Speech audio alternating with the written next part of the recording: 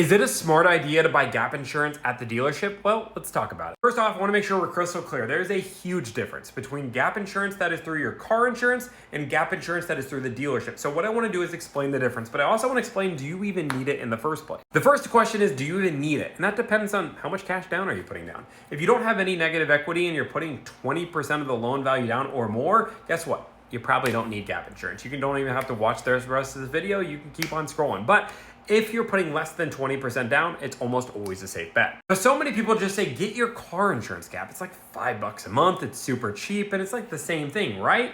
Actually wrong. It's actually completely different coverage, and the level of coverage is completely different. Now, some people only need this car insurance level, while a lot of people need the dealership level. Now, I don't think you should pay the dealership prices. You should always negotiate, but let me explain the difference. So let's talk about the car insurance gap. What car insurance gap does is pays 125% of ACV.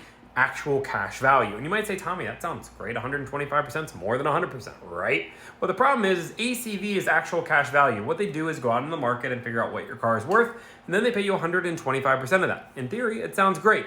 But if you had negative equity on your loan, you didn't pay your tax title license out of pocket, or your car depreciated faster than what the car you paid off the loan, guess what? You might actually owe more than 125% of ACV. And if that situation happens, you are still owed out of pocket the rest of the loan balance, which kind of defeats the purpose of gap. So if you're putting 5% to 19% of the loan down, then it's not a bad idea to have the car insurance gap. You're probably not going to have that 125% negative equity, and it makes more sense to only pay $5 a month to be protected versus paying, $400 or $500. So let's talk about car dealership gap. The car insurance gap is actually a little bit different because it's a higher level of coverage. What they do is they pay 150% of what they call invoice pricing. What that means is what the car is worth that day, they pay 150%. And because most companies won't loan you more than 150%, you will always be covered in this gap, which is awesome, and that number never decreases. So as your loan goes on, you'll always have that gap covered.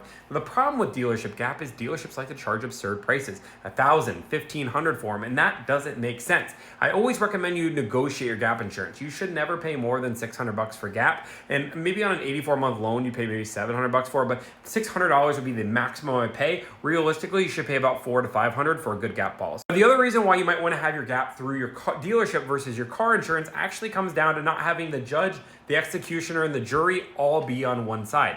Tommy, what do you mean by that? If your car insurance is making all the decisions for you, we can all agree that car insurance is greedy. Normally, we don't say our car insurance is great. They're doing great things for us. Normally, they're trying to do what's best for their bottom line. So if they're making the best decision on if your car is totaled or paying off your loan and it's close, what do you think they're going to really do? Make the decision that's best for their pocket or best for you? They're probably going to make a decision what's best for them, and you probably have to fight them in order to make the decision that's best for you. That's why a lot of people like to go with the dealership gap. Now, you always want to negotiate this. Never pay that $1,200 price coming off first pencil. You always want to tell them that you're not willing to pay more than $400 for gap and go from there. That's about their cost. Some dealerships won't go that low. They might go to $500 or $600. Stay firm there. Not everybody likes to negotiate in the finance office, but I'm telling you, this gap insurance is such a higher quality.